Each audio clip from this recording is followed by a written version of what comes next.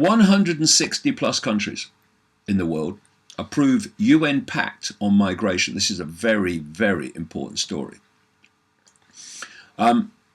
Because this is the move to make mass migration the norm and to block criticism, debate, or questioning of it. Because, as I've been saying for years, the plan is to fuse the populations of the world into one blob culture under a world government. That's what all the mass migration into Europe and into America is all about, and other countries. The first United Nations Global Pact on Migration has been formally adopted during the Intergovernmental Conference in the Moroccan city of Marrakesh, despite a series of withdrawals from the procedure leading to the pact driven by anti-migrant populism. So when you say, okay, this vast amount of people coming in from other cultures, great numbers of them unable to speak the language of the country they're coming into, where are they going to live? Where are they going to work? Especially with AI taking over jobs at a fantastic rate. And what about all the jobless and homeless people already in the countries that they're entering in such vast numbers? These are basic questions. It's nothing to do with racism. It's nothing to do with culturalism. It's to do with mathematics and basic common frickin' sense. But if you ask those questions, you're not allowed to. That's why they want to shut the debate down, because if they can't win a debate, then they just shut it down by hurling abuse at anyone who says something that they don't want people to hear. So, but if you ask those simple questions, then it's driven by anti-immigrant populism. This is the psychological process that's going on.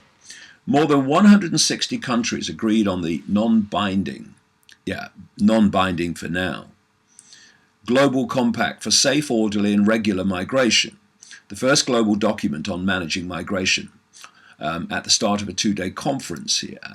The document outlines 23 objectives to open legal migration and discourage illegal border crossings by reducing what is termed illegal. That's how they plan to do it. As the number of people on the move globally has increased to over 250 million. The United States and at least 16 other nations have either withdrawn from the negotiations that had been ongoing over the pact for some time or expressed concerns about it, while some claiming that the agreement violated national sovereignty, which of course it absolutely does. Why? Because it's meant to. And if the Democrats come in, you see, someone like Trump with his reputation couldn't be seen to support this pact. But if the Democrats come in, and eventually, of course, they will at some point, they'll be straight into this. UN Secretary General Antonio Guterres described this as a roadmap to prevent suffering and chaos, refuting claims that the pact would allow the UN to impose migration policies on the member states, which is exactly where this is meant to lead. The pact is not legally binding, Guterres says. Well, why is he emphasizing that? Because that's the way of getting people to vote for it. Oh, but it's not legally binding, so it don't really matter. But he knows it's meant to eventually become legally binding, and this is the first step on the road. We must not succumb to fear and false narratives, he added. Well, no, it's not about false narratives. It's about seeing the impact already on countries that can't cope with such a vast influx of people. Doesn't matter what colour they are. They're numbers. But of course, when a different culture comes in and wants to continue that culture, then the indigenous culture is going to change, as we've seen.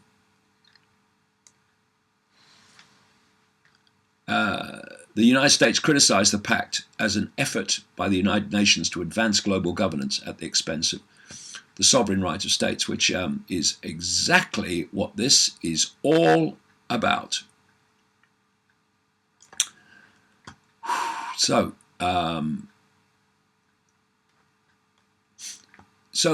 here's an interesting one. Trump is now pushing for this border, this wall at the border, the southern border of America, and Mexico is just having a change of government, and this story is headlined "Mexico's $20 billion solution to Trump's border crisis." With President Donald Trump threatening to shut down the government if he doesn't get his wall, it's good that someone in a position of authority actually has a workable solution to the migrant crisis festering on the Mexican border with the US. The day after Andrés Manuel López Obrador took office as Mexico's president on December the 1st, his foreign minister flew to Washington to propose a $20 billion development plan to make Central America a place for people to stay rather than flee. 3/4 of the money would help create jobs and fight poverty. The rest would pay for border control and law enforcement. The plan would be funded by Mexico, the US, and 3 Central American countries that produce the most refugees and migrants according to the size of their economies. The US would pay most, which seems just given the decades of support, including millions in military assistance and police training that Washington offered corrupt anti-democratic dictators who oversaw the impoverishment of Central America. In addition, the US backed the 2009 coup in Honduras that has directly led to an influx of refugees streaming towards the US border. At last, the story says, there is a plan that addresses the causes and not just the symptoms of Central America's migrant and refugee crisis. Poverty, unemployment, drug trafficking, gang violence, police corruption, the world's highest murder rates. At last, an implicit assertion that the US bears some responsibility, and arguably the largest share, for the unlivable conditions of many Guatemalans, Hondurans, and now Salvadorans appears to be at hand.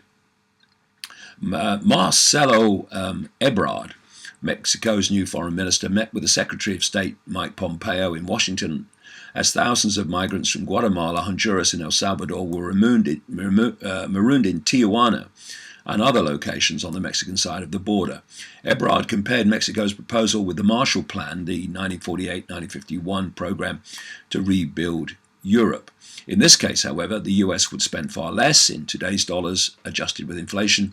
The US contributed nearly $100 billion to the Marshall Plan, an investment in both reconstruction and advancement of US business interests in Europe, the latter being the most important reason why the Marshall Plan happened. Now, this is completely sensible and true. I've documented in my own books over the last 30 years the extraordinary abuse by America, American military, American intelligence, of the countries of Central America. They put in the tyrants and the dictators that suit American interests. They suppress those that wish to come to power and do something decent for the people. And the consequence is that people are heading for America. This is a classic problem reaction solution.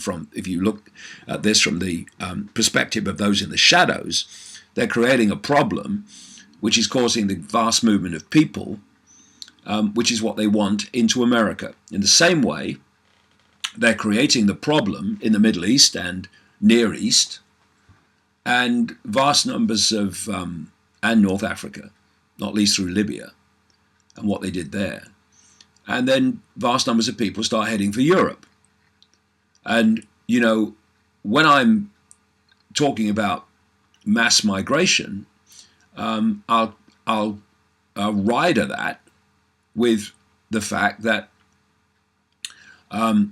if I was living in these countries, then I would probably try to head for Europe and America with my family. Although the vast, overwhelming majority of migrants are actually young adult men. And so what has happened, and I cannot stress enough how long these plans are in place and how many elements there are to them. It's like lining up dominoes. You know, if you press one domino down, it's going to hit another. It's going to hit another. And by the end of the line, dominoes that seem vastly unconnected symbolically to the first one you push down start getting affected because of the knock-on effect. And so creating this mess in Central America and in the Middle East and Near East has generated the impulse for this migration, this vast movement of people.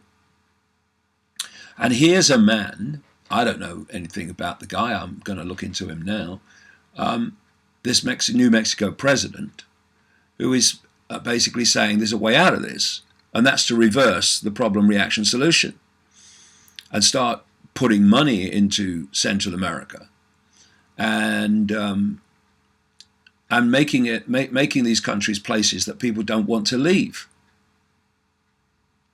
But of course, the neoconized Trump administration, although its official leader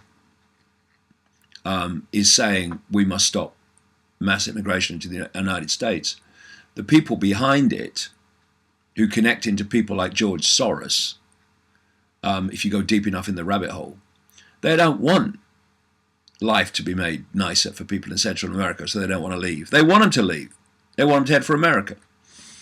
And it's just sickening to watch people's lives, both the migrants and the indigenous population, being so systematically abused by these psychopaths.